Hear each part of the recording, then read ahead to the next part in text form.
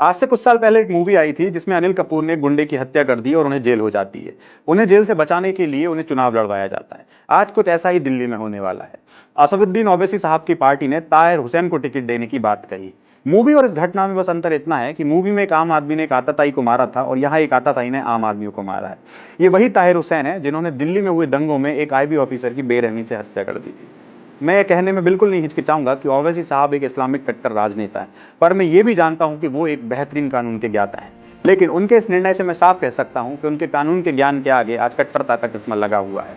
सोचकर देखिए कि अगर उनका यह प्रत्याशी जीत जाता है तो ये कहना गलत नहीं होगा कि क्रांति कथानक गौण पड़े हैं गुमनामी की बाहों में और गुंडे तस्कर तने खड़े हैं राजभवन की राहों में।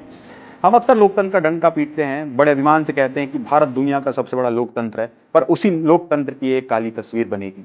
ओवैसी साहब का ये पैतरा पूरी तरह मुस्लिम वोटों पर टिका हुआ है, लेकिन अगर इसको एक वोट भी मिलता है तो ये दिल्ली का, इस देश का दुर्भाग्य होगा। बहरहाल आज वैसे भी पार्टियां अपने काम की जगह दूसरे की नाकामियों पर चुनाव लड़ रही हैं और उसी क्रम में ये भी देखना पड़ रहा है।